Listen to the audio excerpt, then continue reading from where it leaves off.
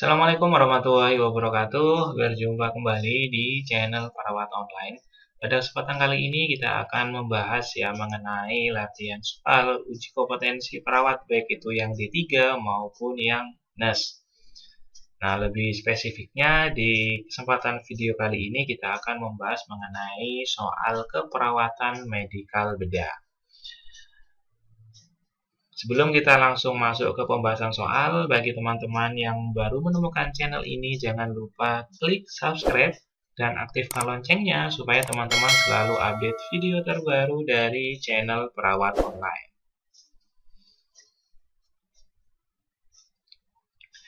Baik, kita akan mulai untuk latihan dan pembahasan soal pada kesempatan video ini. Baik, langsung saja kita mulai untuk latihan soal pertama di kesempatan video kali ini. Seorang laki-laki usianya 48 tahun dirawat di rumah sakit dengan diagnosis stroke non-hemorrhagic. Hasil pemeriksaan kelemahan pada ekstremitas kanan ada sedikit kontraksi tetapi tidak mampu melawan gravitasi. Membuka mata jika ada nyeri, jika ditanya hanya menggumam. Jika dirasa nyeri, ada gerakan fleksi abnormal. Pertanyaannya, berapa nilai GCS pada kasus tersebut? A. E4 V4 M6, B. E3 V3 M6, C. E2 V3 M3, D. E2 V2 M3, atau yang E. E1 V2 M3.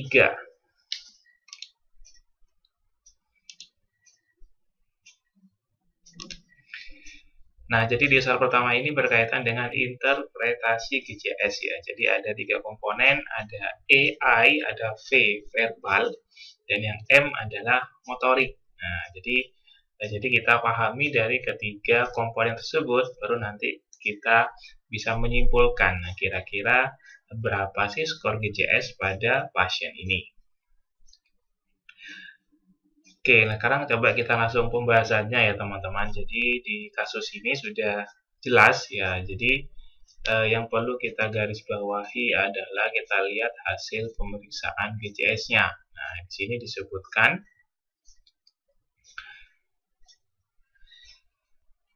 Nah, ini ya, yang pertama adalah membuka mata jika ada nyeri. Ini bagian E-nya atau I. Kemudian jika ditanya hanya menggumam, ini bagian verbal.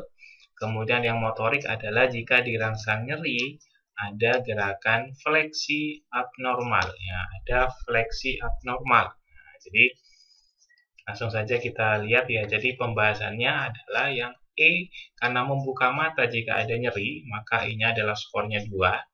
Kemudian karena jika ditanya hanya menggumam maka verbalnya adalah skornya 2. Dan yang terakhir adalah terkait tentang motorik ya. Jika dirangsang nyeri, ada gerakan fleksi abnormal. Nah, kalau fleksi abnormal berarti skornya 3. Nah, di sini ya sudah dijelaskan terkait tentang skor-skor GCS ya. Kita ingat kembali di bagian E atau I. Kalau normal berarti pasiennya adalah spontan membuka mata, jadi skornya 4. Nah, kalau skornya 3, pasiennya bisa membuka mata dengan perintah suara. Nah, kita perintahkan pasiennya, Bapak Ibu coba buka matanya. Nah, baru pasiennya membuka mata. Berarti itu skornya 3. Nah, skornya 2 berarti pasiennya bisa membuka mata jika diberikan rangsang nyeri. Dan yang terakhir skornya 1 berarti unrespon ya, tidak ada respon terkait untuk membuka matanya. Kemudian komponen yang kedua itu berkaitan dengan verbal. Nah, kalau skornya normal 5 ya, berarti ada orientasi baik ya, tidak ada disorientasi waktu, juga tidak ada disorientasi tempat. Nah, berarti pasiennya sadar penuh, itu skornya 5. Skornya 4 jika pasiennya bingung ya, atau mengalami disorientasi, bisa disorientasi waktu ataupun disorientasi tempat. Kalau skornya 3 artinya pasiennya kata-katanya tidak sesuai atau tidak tepat. Nah, masih dapat berkata-kata tapi tidak dapat membentuk kalimat. Nah, itu skornya 3. Skornya 2 berarti pasiennya hanya mengerang atau bergumam saja. Sedangkan 1 berarti unrespon. Kemudian kita beralih ke komponen ketiga atau M, yaitu berkaitan dengan motorik. Nah, di dikatakan dia normal kalau skornya 6. Skornya 6 berarti mengikuti perintah. Misalnya, Bapak Ibu coba tangan kanannya diangkat atau tangan kirinya diangkat, pasiennya mengikuti apa yang kita instruksikan. Berarti skornya 6 normal ya. Kalau skornya 5, pasiennya hanya melokalisir nyeri. Skornya 4, menarik ekstremitas atau menjauhi nyeri. Nah, yang 3 ini fleksi abnormal, yang 2 ekstensi abnormal, dan yang terakhir adalah unrespon, itu adalah skornya 1. Nah, di soal pertama ini sudah jelas ya, jadi jawaban yang tepat adalah yang opsi jawaban D ya, yaitu E2, V2, dan M3. Jadi jawabannya adalah yang opsi jawaban D. Nah, ini soal yang berkaitan dengan interpretasi GCS.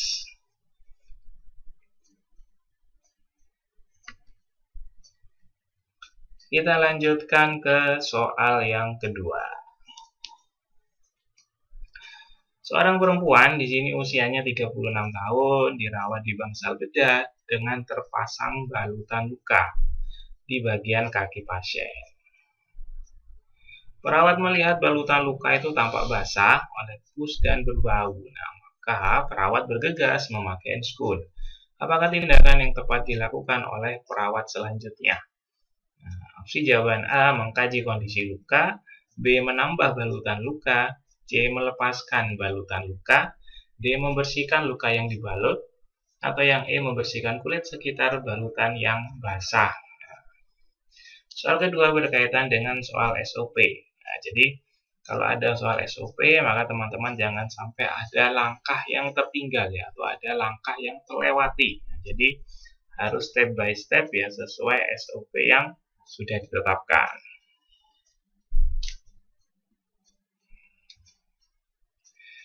Jadi yang perlu kita garis bawahi di sini adalah tindakan yang sudah dilakukan perawat adalah ini ya. Maka perawat bergegas memakai handscoon. Nah, berarti handscoon sudah dipakai. Maka apa tindakan selanjutnya? Kita ingat kembali terkait tentang SOP perawatan luka. Nah, jadi disesuaikan dengan kasus. Yang pertama pastinya adalah persiapan alat ya, mempersiapkan alat, kemudian minta persetujuan pasien, termasuk kontra waktu, menjelaskan tujuan tindakan, kemudian baru kita cuci tangan ya, cuci tangan baru kita pakai handscoon. Bisa kita awali dari handscoon bersih dulu, kemudian kita membuka balutan luka. Nah, setelah membuka balutan luka, baru kita lihat kondisi luka. Kita lakukan pengkajian dulu ya. Kita kaji sampai lalu kita ganti dengan handscoon steril. Baru kita mulai melakukan perawatan luka. Bisa dibersihkan dulu dengan NaCl, kemudian baru kita kasih dressing ya. Ditutup luka dengan dressing dan balutan, dan terakhir adalah mencuci tangan. Nah, ini adalah SOP terkait tentang perawatan luka.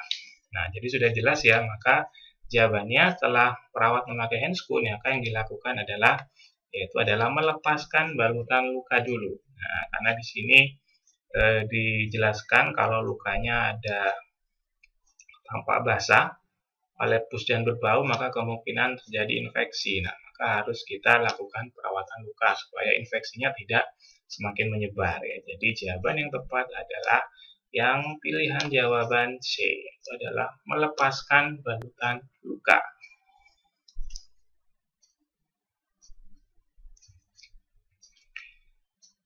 Kita lanjutkan ke soal berikutnya. Soal ketiga, seorang perempuan usia 46 tahun dirawat di ruang interna dengan keluhan sesak dan suara mengih hasil pemeriksaan. Didapatkan tekanan darah 130/90, frekuensi nadi 101 kali per menit, kemudian respiratory rate-nya 28 kali per menit, suhu 37 derajat Celcius. Nah, perawat akan melakukan tindakan pemasangan oksigen. Perawat sudah mengatur flow meter. Nah, apakah tindakan selanjutnya sesuai kasus tersebut?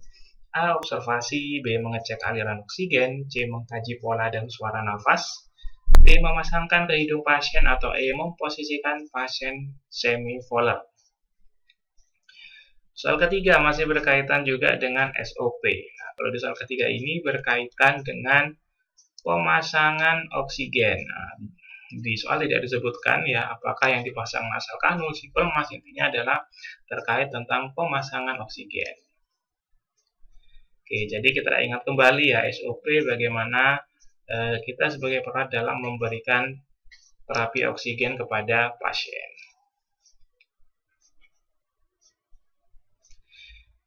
Nah, ini adalah langkah-langkah ya atau SOP dalam pemberian oksigen sesuai kasus nomor 3.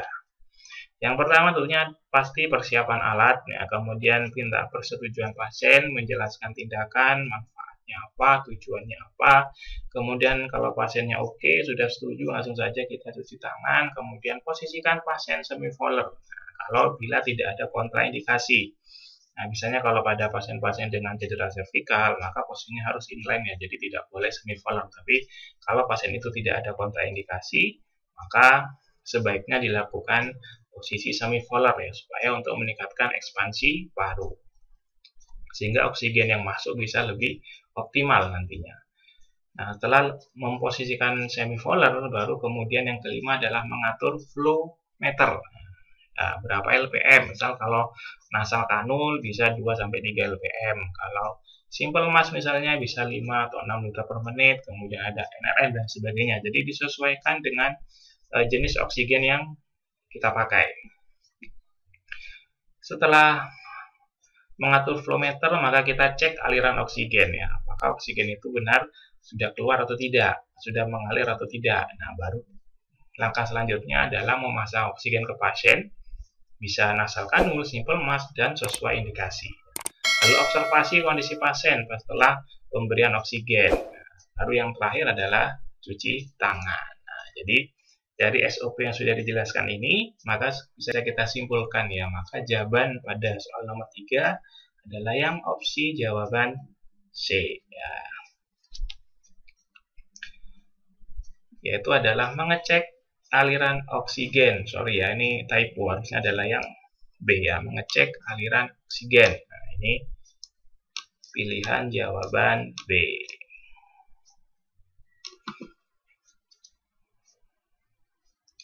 Silakan teman-teman, apabila ada yang perlu didiskusikan, silakan bisa langsung ketik saja di kolom komentarnya. Oke. Kita lanjutkan ke soal keempat.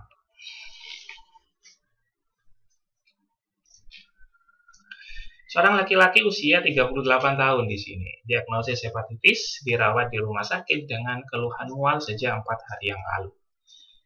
Pasien mengatakan tidak ada nafsu makan, lemas, hasil pemeriksaan terdapat sariawan, tekanan darah 140/90, frekuensi nadi 86 kali per menit, frekuensi nafasnya 18 kali per menit, atau RR-nya ya teman-teman. Kemudian suhunya 37,5 derajat Celcius. Berat badan menurun 2 kg sejak sakit. Pertanyaannya, apakah evaluasi keperawatan utama pada kasus tersebut?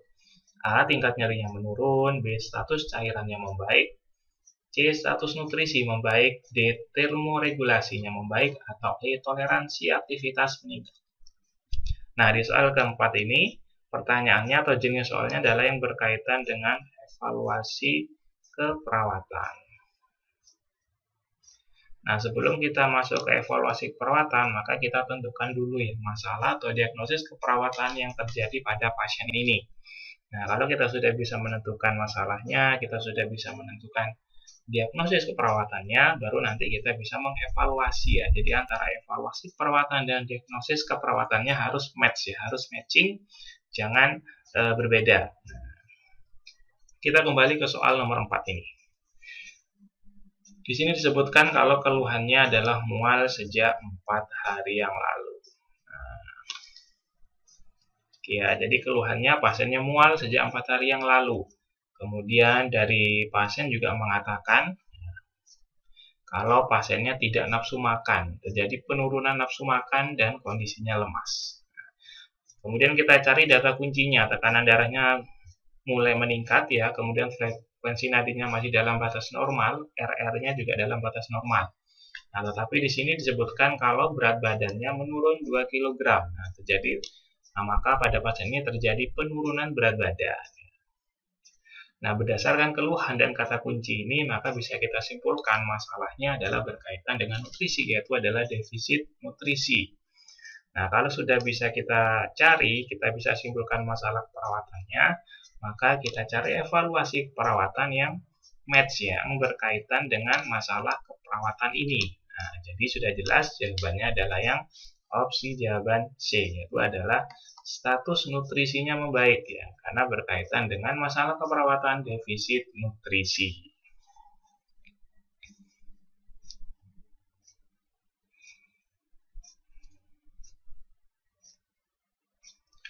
Kita lanjutkan ke soal kelima. Seorang perempuan usianya 51 tahun dirawat di rumah sakit dengan diagnosis akut miokard infak hari ketiga. Pasien mengeluh nyeri dada, menjalar ke punggung dan tangan kiri. Hasil pemeriksaan, wajah pasiennya meringis, mukosa pucat, akral dingin. Saat ini perawat akan melakukan perekaman elektrokardiogram ya, atau EKG. Manset elektroda ekstremitas telah terpasang. Elektroda dada telah dipasang di ruang interkosta 4 tepi sternal kanan. Pertanyaannya, di manakah elektroda dada selanjutnya yang harus dipasang pada kasus tersebut? A. Ruang interkosta 4 tepi sternal kiri. B. Ruang interkosta 5 kiri di garis mid aksila. C. Pertengahan elektroda kedua dan keempat. D. Ruang interkosta 5 kiri di garis mid clavikula, atau yang E. Ruang interkosta 5 kiri di garis aksila inferior. Nah, soal kelima ini berkaitan dengan pemasangan EKG ya, atau lead EKG lebih spesifiknya. Nah, jadi ada 6 biasanya kita pasang 6 lead EKG yang ditaruh di area torak ya, di area dada. Kemudian juga ada lead di ekstremitas. Nah, di soal ini disebutkan